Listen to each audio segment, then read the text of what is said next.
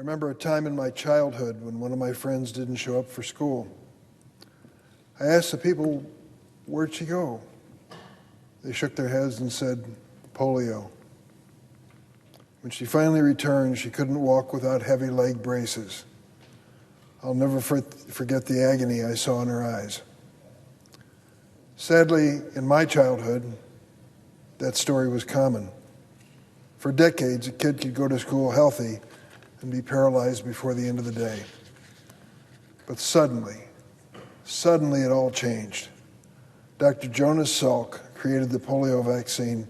Dr. Sabin came up with a form that didn't require a needle. By 1979, polio was eradicated in America. A disease that would strike fear in the hearts of everyone was a distant memory. Mr. President, I think there's a special place in history reserved for researchers and scientists like Dr. Salk and Dr. Sabin, who devoted their lives to saving others. People like Norman Borlaug, Edward Jenner, Madame Marie Curie, and Albert Calmette. But there's another person whose name could be on that list as well. Someone who has saved millions of lives, both in America and around the world, through his lifetime of public service. His name, Dr. Anthony Fauci. Dr. Fauci worked for the National Institutes of Health for 54 years, 38 of which he served as director of the National Institute of Allergy and Infectious Diseases.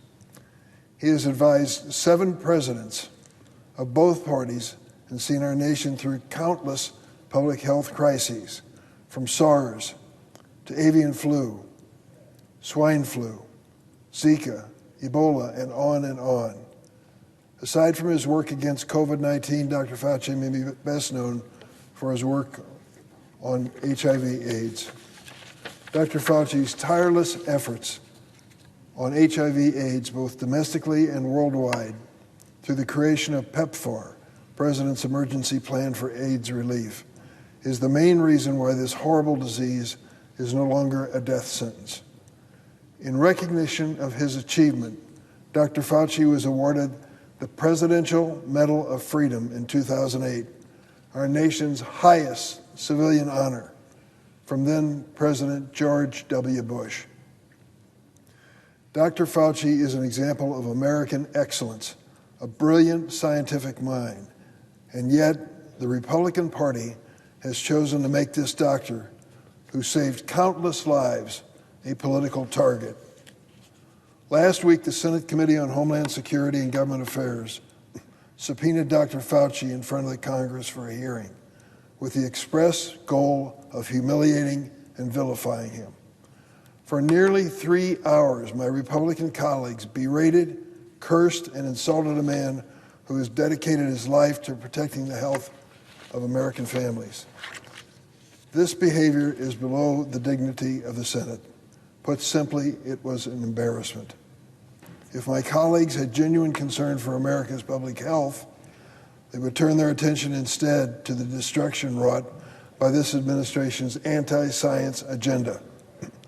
Listen to this roll call. Measles cases are at a 35-year high in the United States of America. Whooping cough has resurged. Our response to the hantavirus and cyclospore outbreaks has been abysmal, and hundreds of thousands of people have died due to the administration's vaccine skepticism and public health cuts. If my Republican colleagues want to hold hearings, perhaps they should hold one on the impact of President Trump's cuts to NIH research funding, which have slowed research into heart disease, cancer, and Alzheimer's. Or they could investigate how the FDA has lost 20% of its staff under this administration, deeply damaging food safety efforts.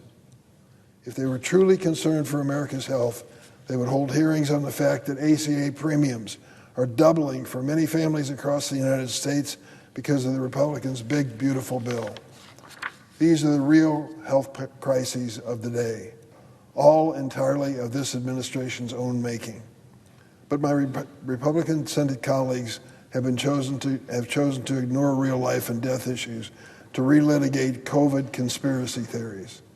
not in an effort to learn what might have gone wrong or how to prepare for the next pandemic, but instead to try and tear down a man who's devoted his entire life to lifting others up.